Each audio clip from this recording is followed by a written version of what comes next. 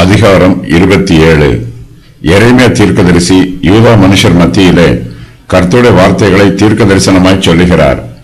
அவர்களோ கர்த்தருடைய வார்த்தைக்கு கீழ்ப்படியவில்லை.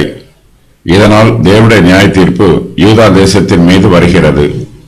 யூதாவின் மனுஷர் தங்கள் பாவங்களுக்கு மனம் திரும்பி கர்த்தரிடத்தில் திரும்பி வந்தால் அவர்களுடைய தேசம் அழிக்கப்படாமல் தப்பித்துக் கொள்ளும்.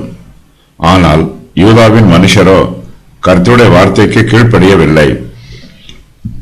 யூதாவின் மனுஷரும் எருசலேமின் குடிகளும் கர்த்தருடைய வார்த்தைகளுக்கு கீழ்ப்படியாவிட்டாலும் அவருடைய தெய்வீக பராமரிப்புக்கு கீழ்ப்படிய வேண்டும் என்று எரேமியா இந்த பகுதியில் பிரசங்கம் பண்ணுகிறார்.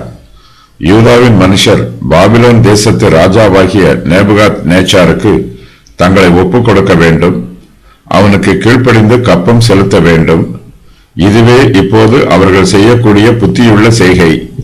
நேபுகாத் நேச்சாருக்கு கீழ்ப்படிவதன் மூலமாய் யூதாவின் மனுஷர் தங்கள் தேசத்தை அக்கினிக்கும் பட்டயத்திற்கும் இரையாகாமல் தப்புவிக்க செய்யலாம். எரேமியா தீர்க்கதரிசி தேவனுடைய நாமத்தினாலே ஆலோசனைகளை சொல்லுகிறார். யூதா தேசத்திற்கு அருகாமையில் உள்ள தேசத்தாரும் பாபிலோன் ராஜாவை சேவிக்க வேண்டும். அவர்களுக்கும் வேறு வழி எதுவும் இல்லை. நேபுகாத் நேச்சாரை சேவித்தால் அவர்களுடைய தேசம் அழிவுக்கு தப்பித்துக் கொள்ளும். அவர்கள் பாபிலோன் ராஜாவை 70 வருஷங்கள் சேவிக்க வேண்டியது வரும். எரேமியா தன்னுடைய ஆலோசனையை யூதாவின் ராஜாவாகிய சிதேக்கியாவுக்கு விசேஷமாய் சொல்லுகிறார்.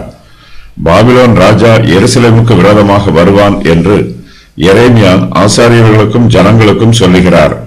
அவன் மூலமாக யூதா தேசத்திற்கு பேரழிவு வரும். அழிவுக்கு தப்பிக்க வேண்டும் என்றால் அவர்கள் பாபிலோன் ராஜாவுக்கு கீழ்ப்படிய வேண்டும்.